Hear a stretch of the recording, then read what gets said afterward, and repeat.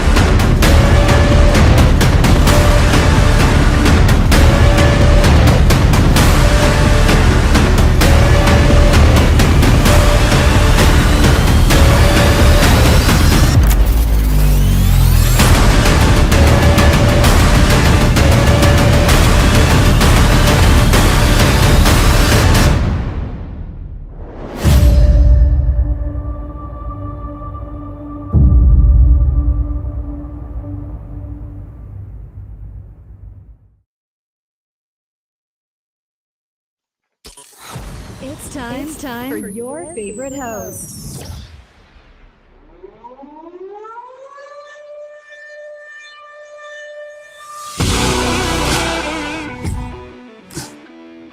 Hey, what's up? This is the Animal on Animal Expedition Files.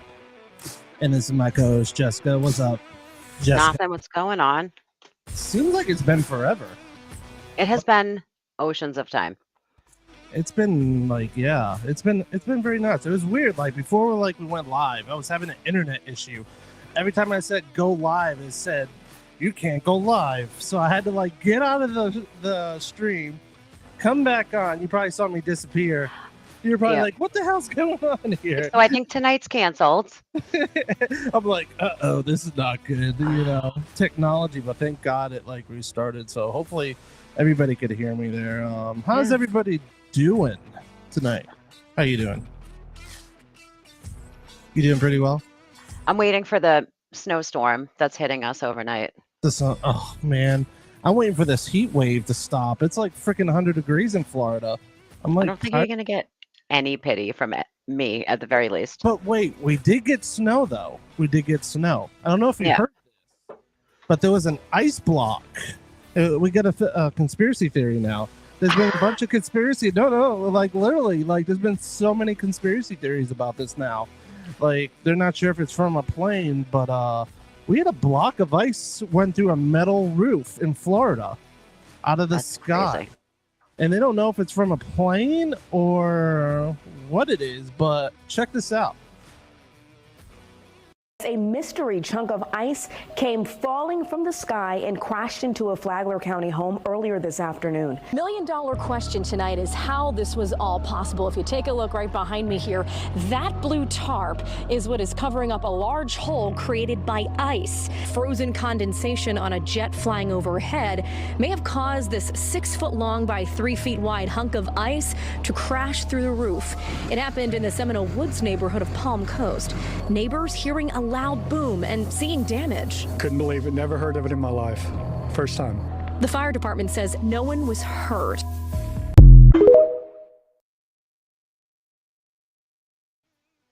Now people are actually saying, there's some theories out there. People are saying it's UFOs, it's the drones dropping ice, but I don't know. It's pretty interesting if you think about it because it's in Florida, So. Oh yeah, that's not exactly where you expect ice to drop down upon you.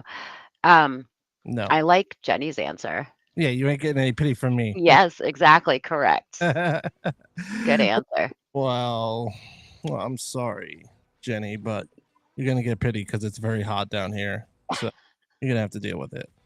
But we got an amazing show here tonight, Jessica. We got Sam excited. Baltrusis in the back room right now, so we're gonna get him on the show here, and we're gonna have some fun and talk about the paranormal, which is always fun to talk about. I know you've probably had some amazing paranormal experiences. I know I have. Yep. Growing up with this stuff, and we still look for it, today. So it's really cool. So let's get him on here and let's have some fun. What's up, Sam? How's it going, brother? Hey guys, I saw the clip before and I can't believe that there was a block of ice that went through that roof. That's crazy. I know, a metal roof. Like, Yeah. I don't know. Like, a lot of people are like, "Is it from a plane? Is it not? Is it UFO?" I'm like, it's probably from a plane, but there's gonna be people conspiracy theorying out there about, is it really a plane? Because it's in Florida. You can conspiracy theory about anything and Well, everything. yeah, my mom actually. So I grew up in Florida and I grew up in the Panhandle, and my mom sent me a video of a snowstorm, and I couldn't believe there was like up to 8 inches of snow in my childhood home back in Florida, and I was just blown away. I've never seen anything like it. Yeah, there were people this winter, like freaking 8 inches of snow is crazy. People were in lawn chairs out in their backyard, like freaking snow up to here. I'm like, why can I get that? Because I'm more south towards Key West, so it's like more hot here. It's like we're closer to the equator for some reason. It's too Yeah. damn hot where we're at. So it's like it gets cold though. We did get some cold weather, like in the 40s, but that's it. Yeah, I can't even with this weather. You're like, it's cold, it's 40 degrees. We're both in I'm like in Massachusetts. shorts. Exactly.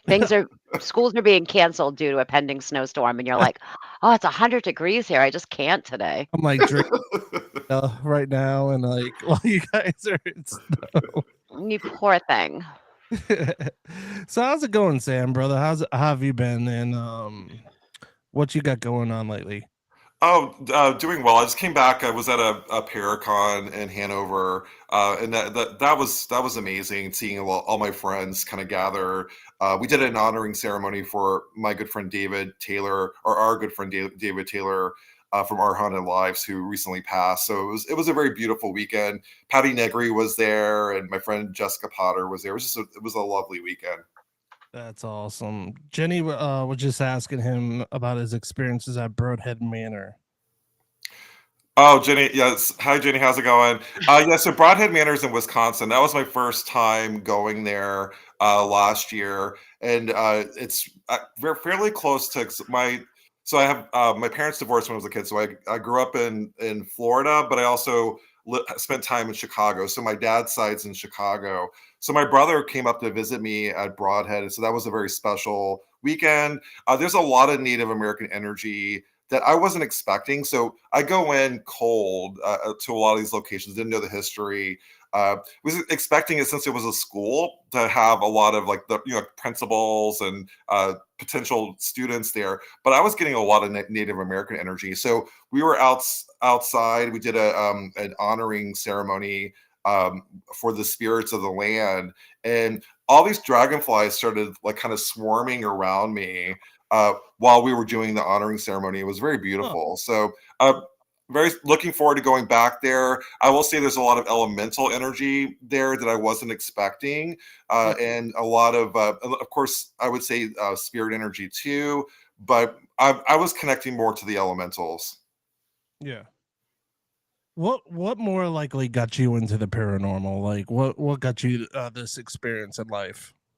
So my whole story, I was terrified most of my life, to be honest with you. So I grew up in Florida and Chicago, kind of going back and forth between my dad and my mom.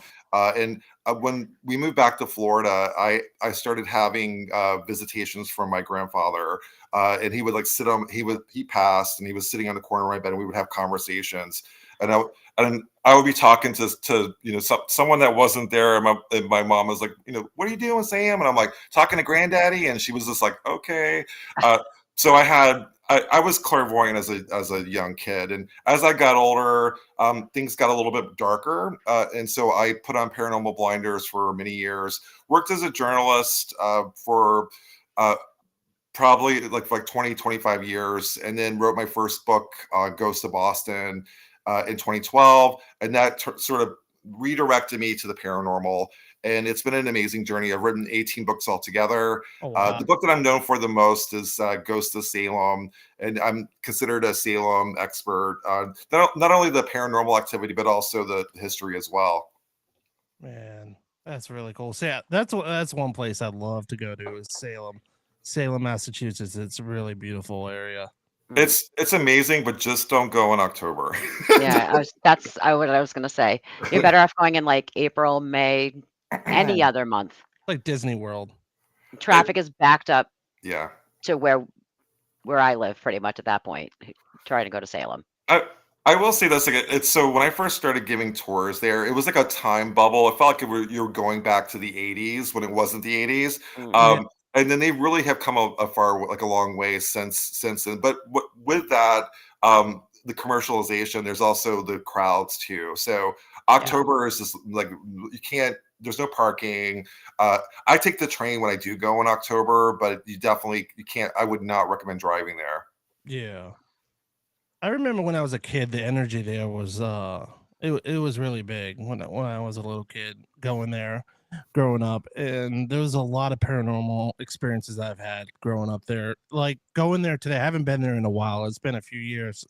And I know it's like commercialized now, and there's not much history there as much as it used to be. Like there's like maybe one house there that's still up, I think, as a museum now, if I'm right. I can't remember what the house is called, but like in the you're talking about Jonathan Corwin house, the witch house. Yeah, the famous witch house.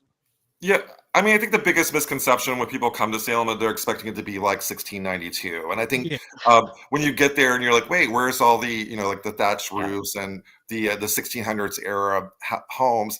But there's still a lot of history there. Like I think when you go, even the parts where certain things happen. So I was a tour guide in Salem, and to be able to go to the location where like certain people lived or certain things happened, like the meeting house where a lot of the witch trials took place. I think even though there's like a concrete building there, I think it's definitely, the energy is still there, and I think you can kind of transport back in time and kind of feel what happened there. But really in Salem, a lot of reason why the homes are not there still is because there was a massive fire that happened that destroyed pretty much all of Salem. Wow. And yeah, that's just thinking about that. Yeah, it's the history there. That's why I want to go back there, but I know like a lot of people ask, is it still the same energy? And like you never know because there's so many people that go there, and a lot of times like people don't feel that energy because of all the other people there and stuff. Well, I think for me, like I definitely recommend going off season. There's sort of like the weekend warriors, the ones that go one day and they're like, wait, I'm expecting to have a paranormal experience, and then I immersed myself at a location. So I when I was writing my book Ghost of Salem, I started giving tours there. I've worked the overnight shift at a hotel there. I worked at the Turner Ingersoll Mansion, which is the House of the Seven Gables. So I really believe in to feel that energy and to experience it, you have to kind of immerse yourself at the location. Yeah. Yeah, it's in the energy you bring to a location too. Yeah. You can't just show up expecting like, where's the ghost? Exactly. They're not entertainment. That's what I think a lot of people go to Salem for, is thinking it's a haunted house, and it's not. It's history. Yeah. It is. And that's been my passion, really, like when I'm giving my tours, to make sure the history is correct. When I first started giving tours, there was a lot of misinformation. So the tours that I give are like the myths and misconceptions tours, and going into the real history. And some of it has, had like, we actually uncovered a lot, like the location where the 20 innocent men, or actually 19 that were hanged. It's called Proctor's Ledge, and that's something that's fairly recent.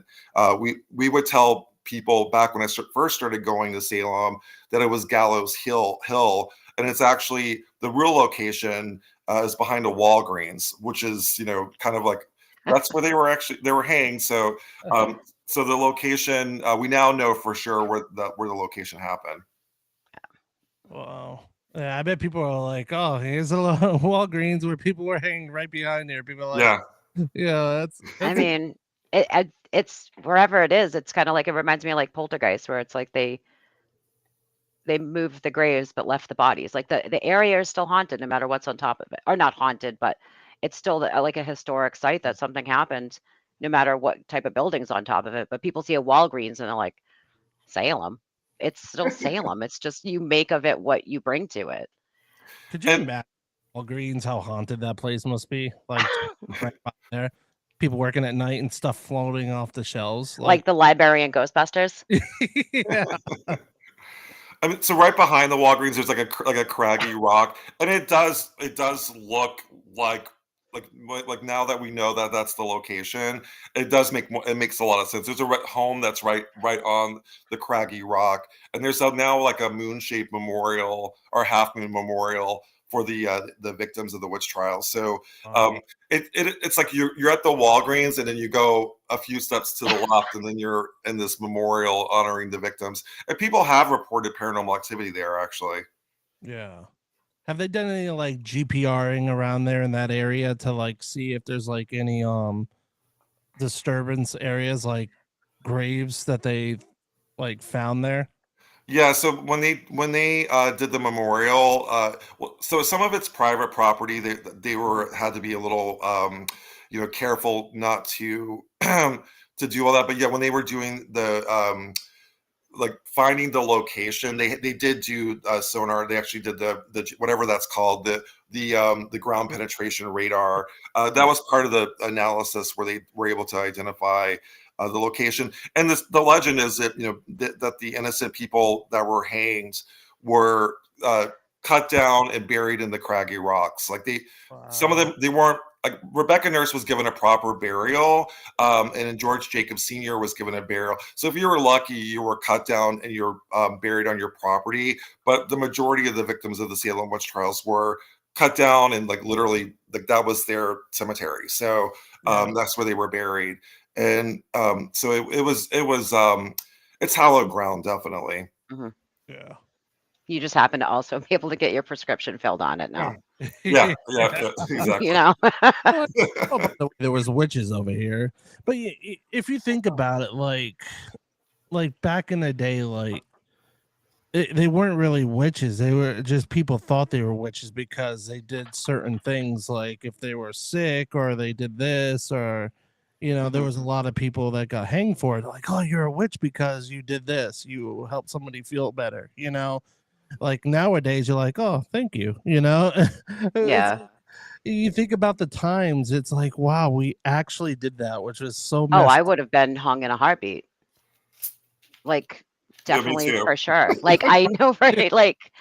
Every time I'm like, oh, I'm smoking a cigarette, I'm drinking coffee, I used a Band-Aid. These are all things that could get me killed back in the day. Smoke. They're like, I see smoke coming from you. Yes, exactly.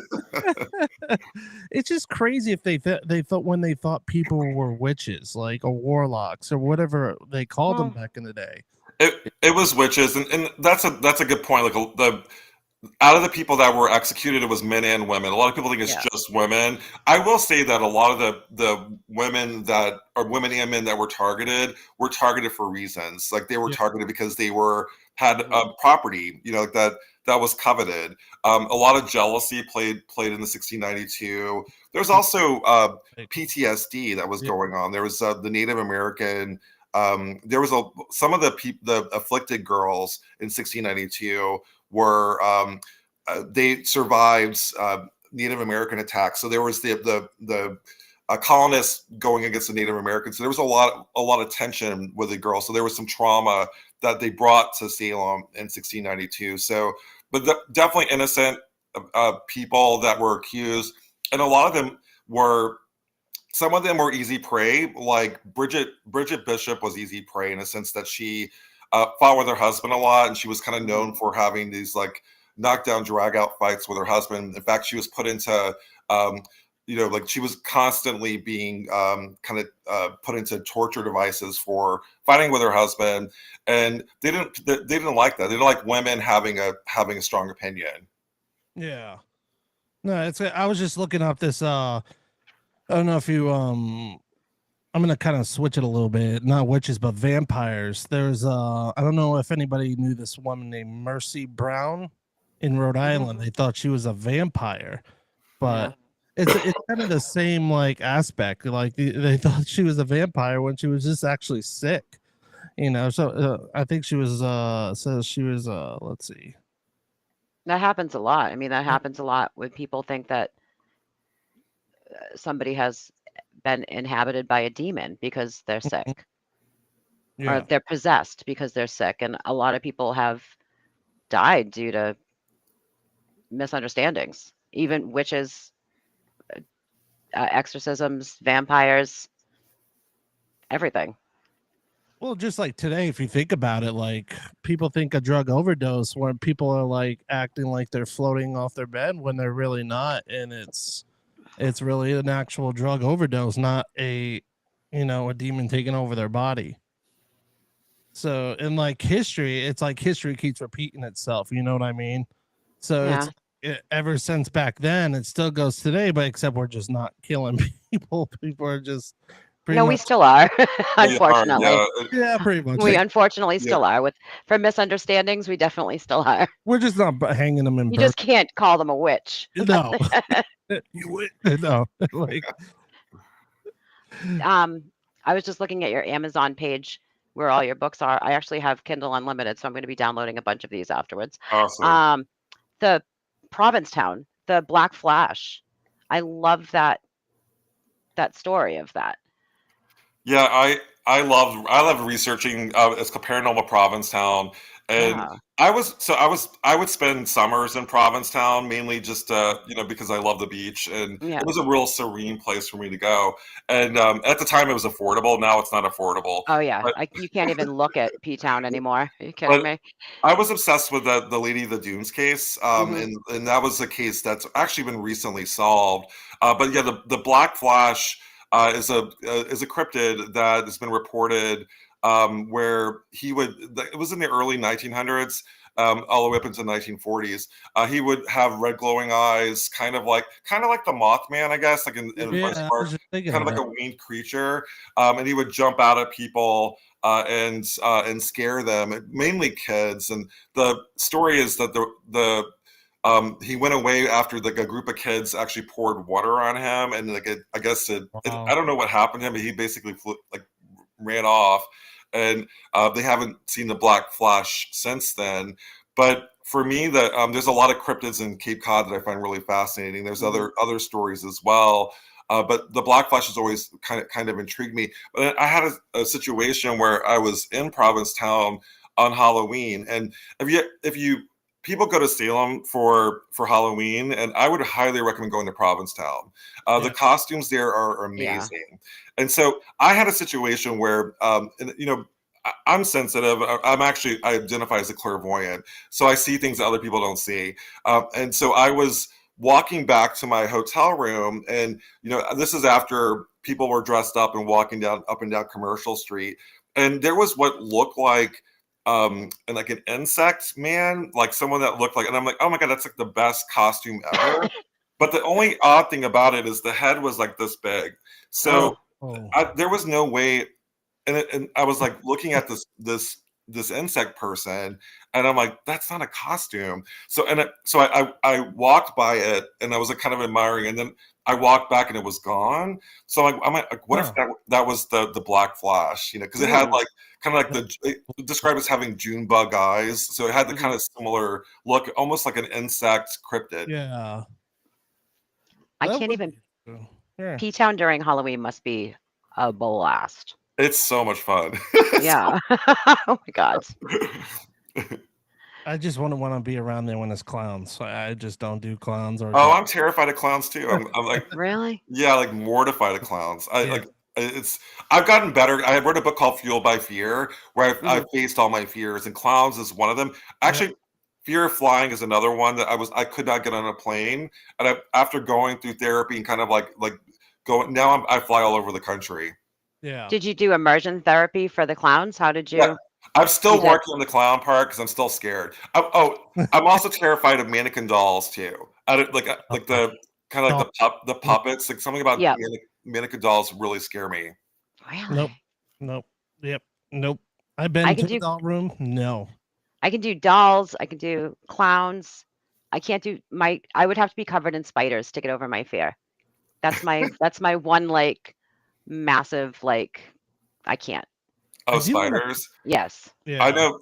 It's odd. Like I have no problems with spiders, and Come then to Florida, Jessica. There's a lot of I know. That's why we're like whenever we went to go visit our friend in Virginia, I'd have like we'd have to do a house sweep because the Virginia spiders are like man-sized.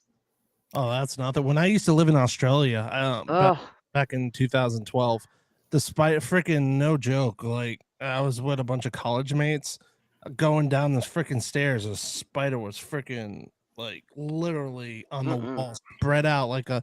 You could put a saddle on this bad boy, like literally ride it down the hallway and like go through the sunset. That's how big this spider was. that's the one cryptid I will never try and research are giant spiders. I'm all set. It's either that or the bird spider. Bird spiders are huge. Mm-mm. I've seen one once and they were big. Looked like a tarantula, but this thing was like huge. Not my jam. I have a terrifying story with a spider. So I don't have it. So I go home for the holidays for Christmas to my mom in Florida, and so my sister gets my mother a gift from Brazil. It was like a watch from Brazil. So we're at a beach house. We all the whole family gathers at a beach house on Christmas Day, and my mother's opening up her gift, and a giant wolf spider crawls out of the box. And those are disgusting. I know it was huge. Yes. And so the spider crawls around. We're spending the whole Christmas day looking for the spider because we were opening gifts. The gifts were on the ground. It was terrifying. So that's like the one time where I've been terrified by a spider. Mm. Yeah, I see wolf spiders here all the time. They're Oh my god. yeah, they're big. No. They're not as big as what I've seen, but they're pretty big enough to scare somebody. I would rather open my window and have like a dog man knocking and just being like, "Hey, I'm here," I'd rather have rather than any like- type of arachnid. No, That's thank you. people like go in their houses like here in Florida. Like I don't know how this happens. People must like leave their doors open a lot of time or the sliders. Like there's like freaking gators in people's kitchens Oh, I would love that. I love alligators. and stuff like that. And I'm like, I'm cool with alligators. Spiders, no. No, thank you. Which one of Sam, which one of your books is your favorite? Which one should I start with?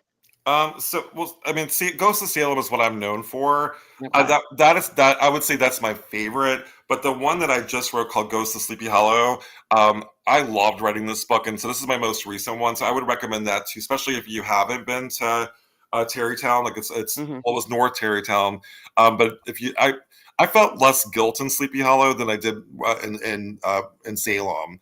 So I would say Ghost of Sleepy Hollow. Okay. That's awesome.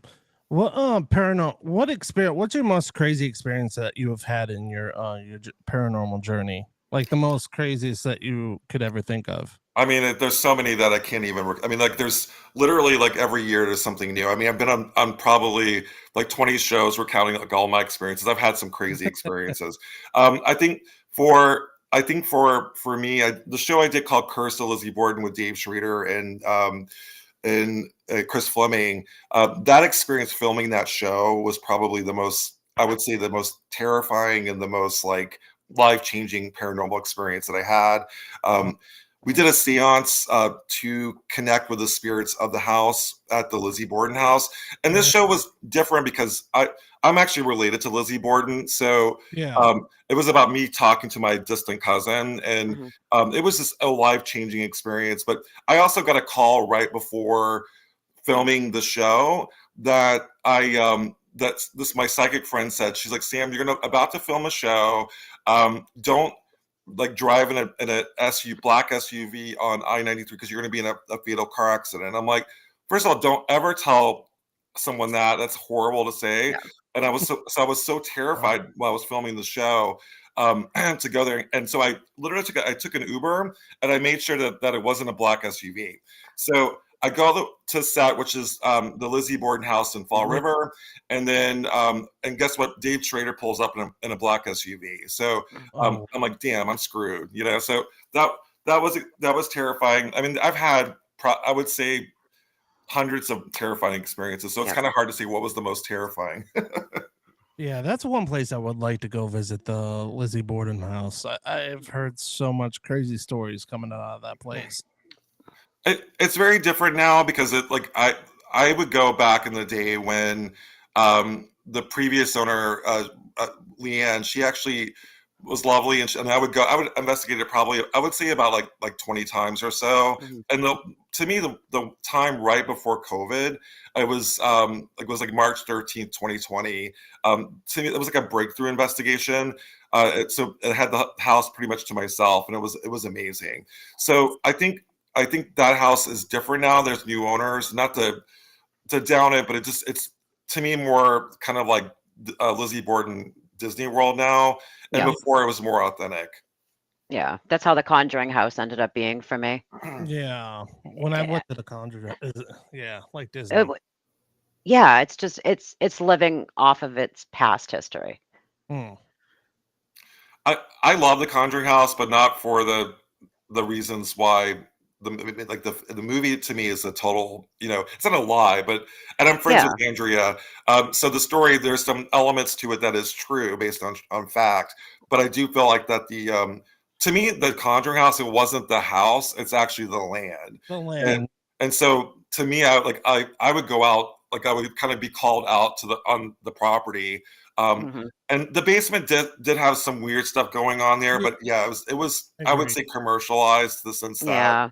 There's um not a lot of good, not good, but there's not a lot of places left that haven't been overexposed, I think, in this area. and you also, like, you get, yeah, definitely in this area, you have locations that like the Lizzie Borden house, that's Hmm. investigated every night Yeah. for years. So what happens is it stirs the pot. I Mhm. think people drop off their baggage, so so if they come in with, like an attachment, they can like drop it off, like, hey, let's drop off the, Yeah, like my attachment at the Lizzie Borden house. Exactly. So so a lot of what you're encountering is not original ghosts, it's stuff that was yeah, brought there. Hmm.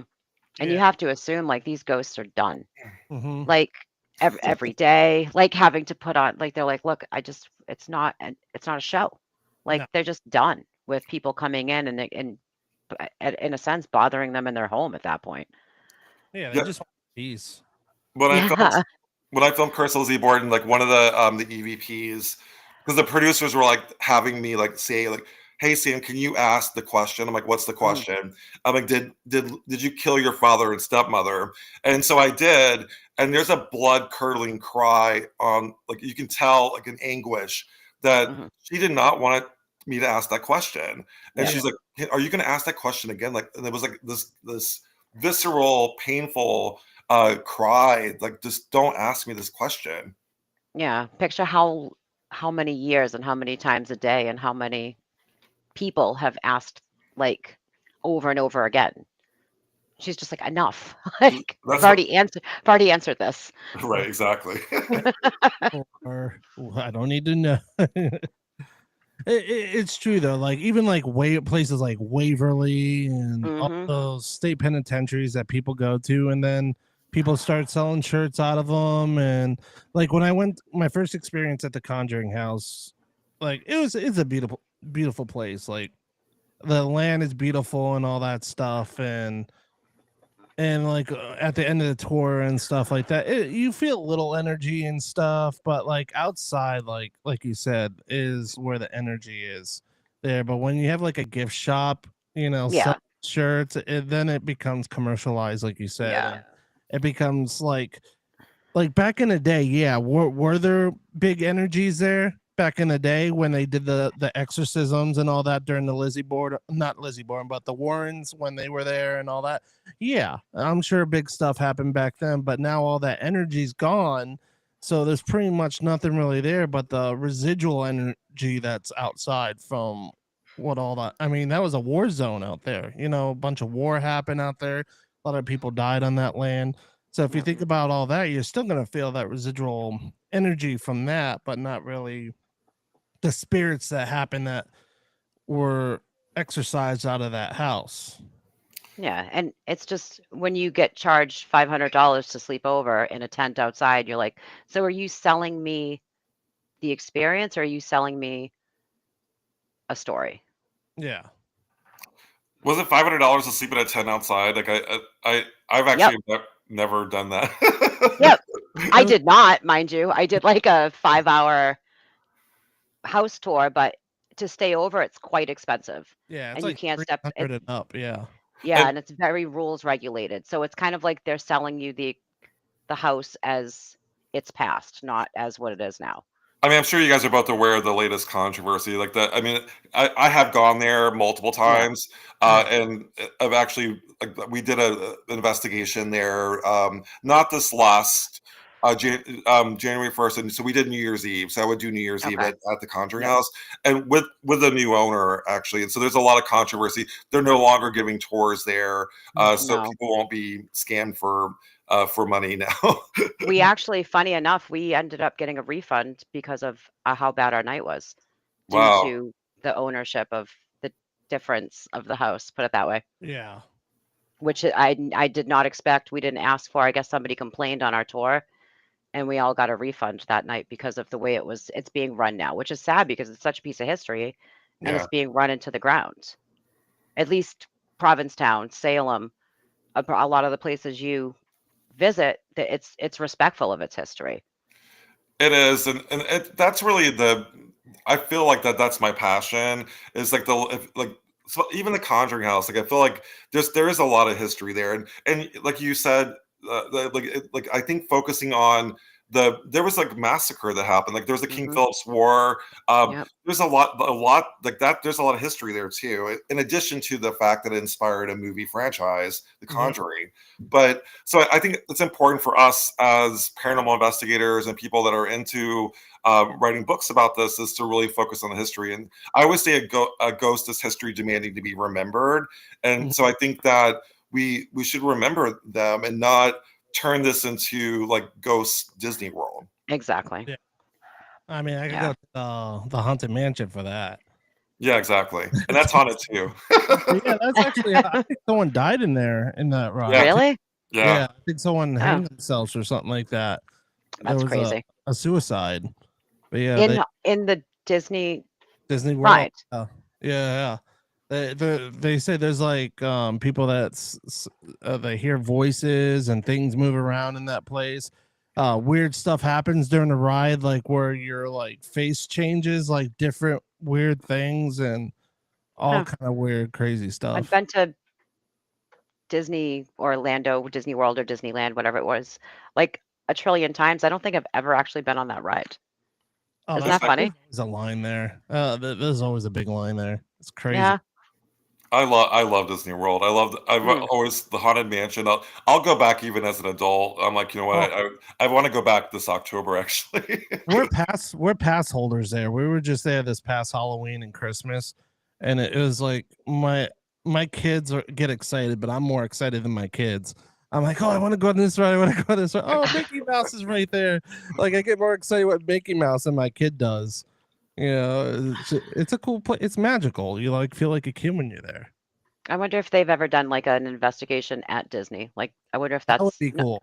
I don't. It's probably not allowed in the least, but I wonder if From what I've heard, the like land. they don't want to talk about their ghosts. Like it's almost like a taboo topic, and you get that in New England too. Like there's locations that don't want to be known as being haunted, Yeah. and there's other locations that are the complete opposite. They want to be known as being haunted. Yeah. So I think that Disney World is a great example of a location that is haunted, but they don't want to embrace their ghosts. But they do. It's kind of like, yes, we know it's haunted, but they don't want to go on the record. Yeah.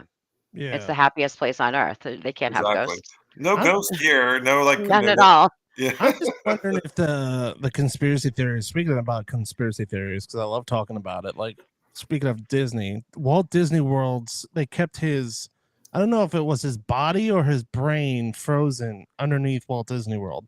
They talked about Oh yeah, because all the movies, like that's what Frozen the movie is. That's what there's a whole conspiracy around Disney movies that come out have little hints about Walt Disney being frozen on ice. So Frozen is sort of how it's directed, like sort of related to the fact that Walt Disney was frozen. It's kind of like a joke in everybody's face, like, they put it right out. They're like, "Well, we told you." And look at Frozen. We told you he was dead and on ice. Everybody just thought it was a cute tale. Yeah. It'd be pretty interesting, if they actually like come out with it all of a sudden, like say, yeah, we froze his body underneath Walt Disney World. That would never happen. Would you picture like they won't even say there's a ghost on the haunted mansion. They're going to tell you there's a dead body buried underneath Cinderella's castle. 2025. Look, if they think Tupac's alive, so you never know. Tupac will have to dig up Walt Disney for that to be true. Yeah, true. Or Bob Joyce, Elvis. They're all going to get together. It's 2025, people. But no, we're still waiting for JFK stuff. Let's hold on to the Walt Disney conspiracy for right now, please. I'm still waiting for the whole drone thing. Like they just announced with the whole drones. Oh, it's like it's not UFOs. It's people playing around with their drones. I'm like, wait a minute. How are people have the money to fly a drone for fun that are size of minivans?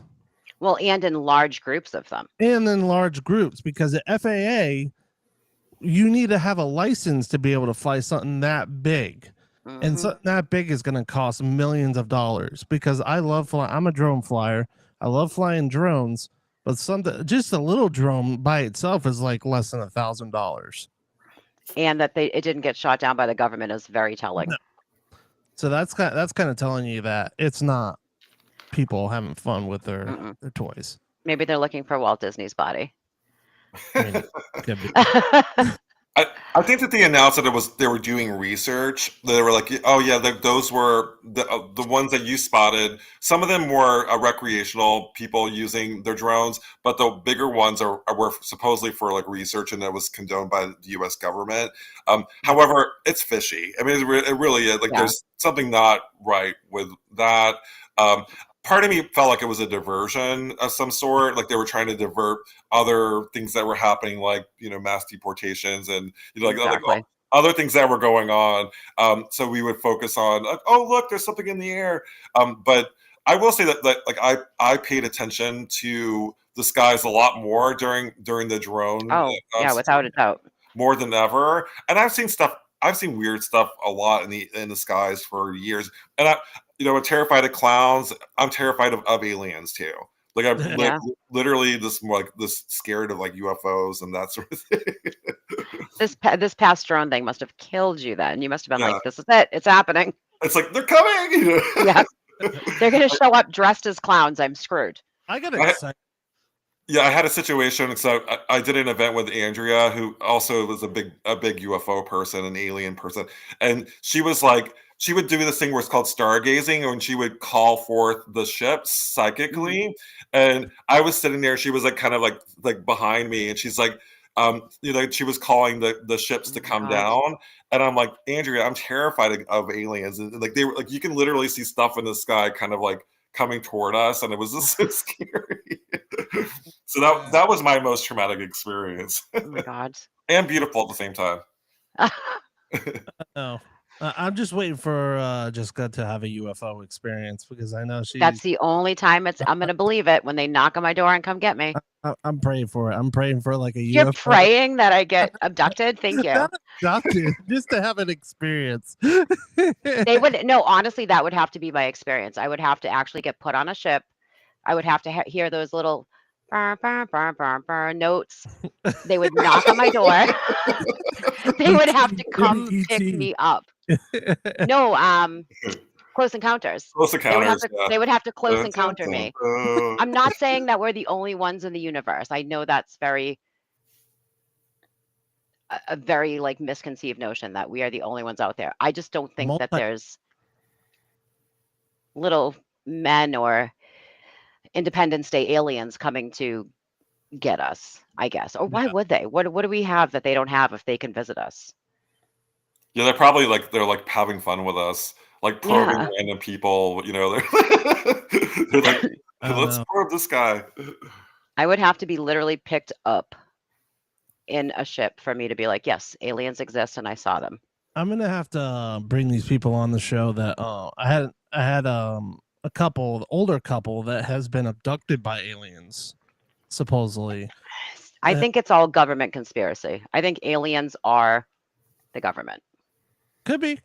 I think abductions are the government. Anything's possible. It is. I mean, look at Walt Disney under Frozen's body. Like anything is possible. It's Men in Black suits, like Men in Black.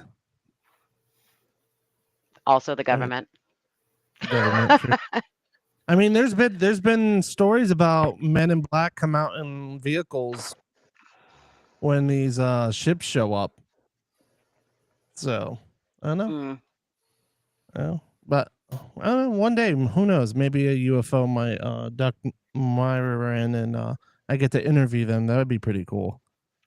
You know, if I get abducted, I will make sure to show up and be like, I need to go to Animals podcast so he can see me from the ship.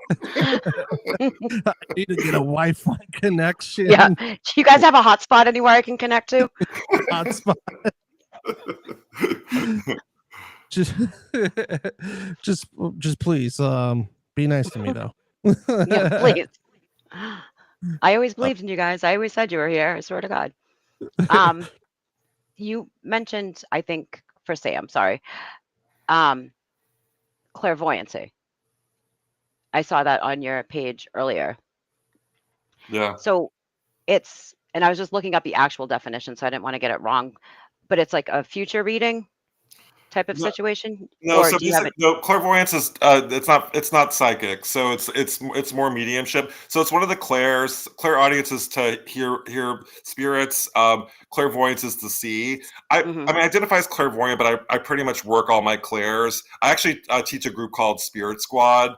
People that are also use their abilities, and to me, like clairvoyancy, it comes in like you can see spirits in your mind's eye, or things kind of unfold. And I do what's called psychometry, where you touch an object and you can actually have like kind of pictures replay what happened in the past. So it's always in the past and not the future. Okay, I wasn't sure which way yours fell, I guess is what I wanted to ask. Yeah.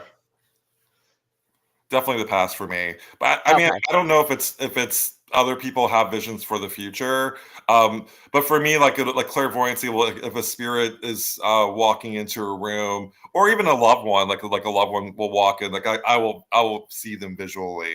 Okay. Oh. Have you ever had any, like, before we go, I know we have like 10 minutes left, but have you ever had like experiences, like anything, I don't want to say poltergeisty or negative, I guess more negative, because everybody likes to use the D word, the demon word. I shouldn't say the D word because that's a different word, but the demon word. What's the other one? Yeah, we don't want to talk about that. Okay. A lot of people speculate, oh, it's a demon and stuff like that. Well, what's your aspect on your experiences, like with negative energy and what people think that's supposedly a demon? Yeah, so I mean, my Fuel by Fear book is pretty much about that topic. So I had a stalker in Salem, and so when I was giving tours and working, I actually worked the overnight shift at a hotel in Salem, and I had an experience with a man wearing a hat and red glowing eyes. And this is something that happened. I've had it. He's repeated several times with me, and so for me, people are like, oh, it's the Hat Man. And I don't think it's the Hat Man. I think it happens to be a spirit that wears a hat. And as I talked about earlier, I'm a clairvoyant. So I see things that other people don't see. So I saw this man wearing a hat looking at me, and we almost connected on a spiritual level. He's like, can you see me? And I'm like, yes, I can see you. And I didn't say that out loud, obviously, but I've seen him since. And now looking back at that whole experience, I mean, I was terrified at the time when it happened. It was 2018, and then earlier than that, and then I gave tours in Salem, and he came back several times. Looking back at that, every time I saw the man with a hat, it was before a major occurrence, almost like a harbinger of some sort. Yeah. My stepdad died the first time I saw him, and the second time I saw him, my dad died. Oh. So almost like he was like a harbinger or like a warning that something was about to happen. Yeah. And you only see him when you're in Salem? Well, no, I saw him recently, but I had a fire in my apartment, and he kind of came out of the wall. Oh, wow. Yeah, Wow. yeah, Okay. it was almost like a warning, and the next Yep. day I had a fire that destroyed everything in my property. Oh my goodness. So I now I'm kind of friendly with the man with the hat. Before I Mhm. was terrified of him, but he was feeding off my energy. So what about the D word? I'm in a school that a lot of it's kind of misdiagnosed. Mhm. That a lot of it's elemental in nature and not necessarily, definitely not the D word. I think that even this man with a hat is probably a family member of some sort that's from the 1600s that's not fully developed, like almost like comes in a shadow form. So I'm in a school Mhm. that shadows aren't always bad. They're Yeah. sometimes to be good too. So Yeah. my opinion definitely has changed. I was convinced that there was the D word, but now I'm not as afraid of that as I was, having spent a lot of time out in the field and seen different cases. Yeah. Yeah. Wow. Yeah. It must be pretty interesting seeing that, be able to experience something like that, something that warns you in that type of aspect. I mean, it's cool and it's a blessing and a curse. Like it's sort Yeah. of. I don't want to know things a lot, and I Yeah. I tend to get warnings about things that could happen, and it makes me really nervous that something's about to happen. But with that said, I mean, I've kind of learned to accept it more than when I first saw the man with the hat. I was really scared, and there was a safety in the fact that it was just in Salem that I saw him, but Yeah. then I saw him at my home that was basically destroyed by fire. So Yeah. that whole theory that it's just in Salem is actually not true either. Yeah. Ah, Yeah. Heidi was just saying, I found that some are just grumpy or frustrated. Yeah. yeah. That's definitely true. You'll get spirits out there that could be grumpy or frustrated, like in life, like they say, if you were like that in life, you're like that, the afterlife. Yeah. As a grumpy old person, but it all depends, but it's not always going to be a demonic possession or No. something that, And they probably are trying so hard to communicate, and yeah, they're probably they're just getting pissed that we yeah, can't hear them. I always say, like with scratches, a lot of people, their first response, like, "Oh my gosh, it's demonic," and yeah, you Yeah. get I was scratches. gonna say that, yeah, The spirits want to talk to you, so they're trying to get your attention. So they're going to scratch Exactly. you. And I've been scratched before myself, and I was like, I'm like, "Oh my gosh, I'm getting attacked," and yeah. really, I think it was just the spirit wanted to talk to me. Mhm. And that's maybe that's the only energy they had to be able to tell you something, like they just had that little bit of energy to be able to scratch somebody and be able to say, "Hey, I'm here, can you talk to me?" And they're And lonely. then somebody, like, turns around and throws holy water on them, and they're like, "What the hell? I'm just trying to say hi." Like, sorry. Yeah, that poor thing. I think you'll see locations like the Hensdale House in New York, where there was a botched exorcism on the house, and the Mhm. reason why I think it was botched is because I think it was elementals. I think that like you can't do a exorcism on Native American spirits. Yeah. No, I totally agree. It's crazy because you see it and it gets commercialized, that word demon, just all the time, especially in movies and shit TV shows. Yeah, it's a big, content word Yeah. nowadays.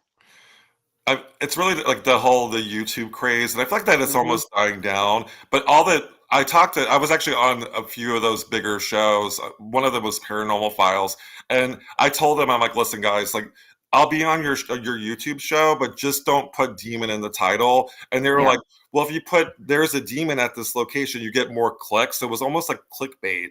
Um, exactly. for a lot of these videos, and It's- so sad that we have to resort to putting demon in the title to get more views. Oh, Uh, yeah, and it works, yeah, unfortunately.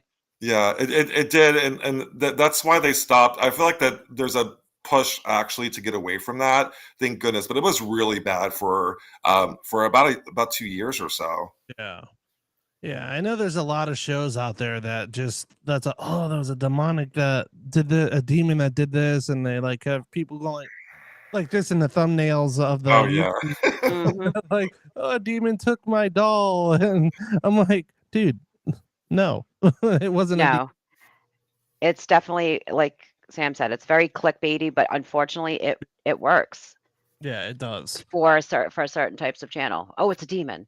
A demon scratched me, and you see the person like rub themselves into a wall, and you're like, oh, did that scratch you though? Maybe was it that? Yeah. I mean, from my perspective, and I started doing this as a consumer, someone that watches these shows. I Mhm. think just by like letting them know, like, hey, this isn't cool. Like, don't Yeah. stop using it. And I think some of them, like Sam and Colby, like they're no longer doing paranormal, and they're kind of like shifting their gears. I think the bigger ones are actually kind of shifting gears because it was just too much, and I think that there's a backlash. People, they're like, Yeah. we've had enough of this demon clickbait. Yeah, I think that's why Ghost Adventures is not doing anything anymore. I think they're doing their own thing now. I think Yeah, I haven't seen a new one in a while. yeah, I think they're definitely doing something new. I think that's why a lot of you don't see much brand new ghost shows on Discovery anymore because Mhm. it's just over the same thing, and it's like there's Well, not really they could go from there. I was a producer for the Travel Channel and Discovery. They basically fired their entire staff, so there's like no Oh, wow. yeah, like so all the shows that I filmed for Travel Channel replay over and over again. I'm like, oh, I'm on TV again, you know. Which is good for me because I'm kind of on constant replay from before. But what's bad is there's no new shows. Yeah. So I think that I think I think things go in circles and cycles. I think that people had enough of the paranormal shows, but really, I mean, I go to all these conventions all over the country. People still want history, and I think that there's a Yes. push actually to go more to history and getting away from sort of the over the top demonic encounters that we were accustomed to with Ghost Adventures. Really, Yeah. That's why I like Expedition on like Josh Gates' stuff, like yeah. Yeah. Expedition Unknown. What's that? The one where there's Skinwalker Ranch. That Mhm. one. I know those. They're still doing new shows with that because I think a lot of people are going towards that kind of. Yeah, people don't want that splashy fakeness anymore. Yeah. But Destination Truth was always a killer show. Yeah. I mean, come on. If you want to go old school with a Josh Gage show. Yeah. That was Destination. good. I loved that. I still watch that all 2.5 seasons consistently because that was like one of the more amazing cryptid shows on back in the day. Yeah. Yeah. Mhm.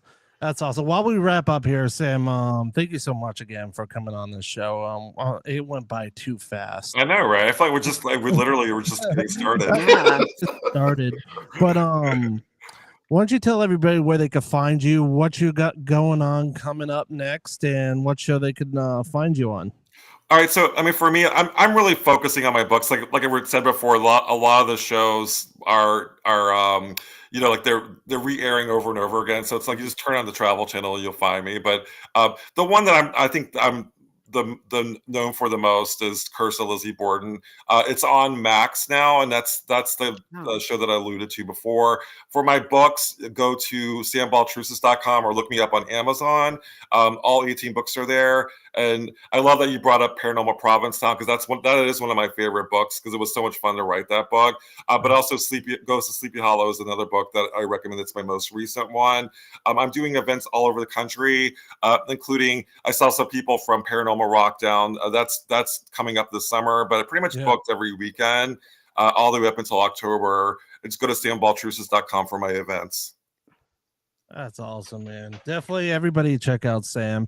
You don't want to miss out. All the events that he's coming up, check out his books and places that he will be up. Go on his YouTube and Facebook channels.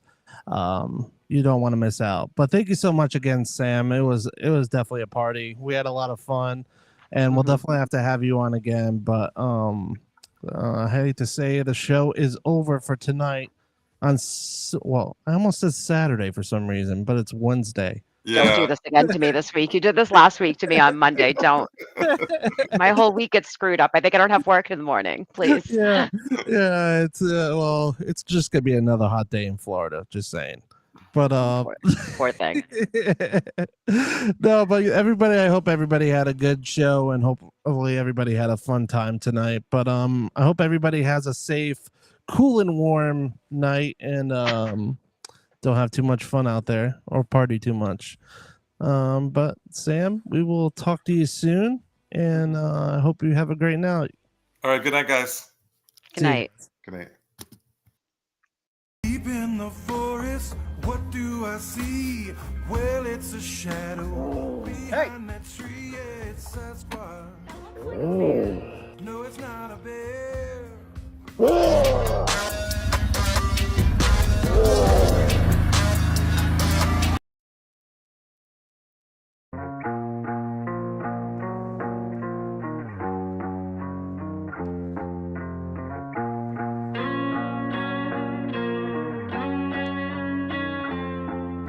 Lights on.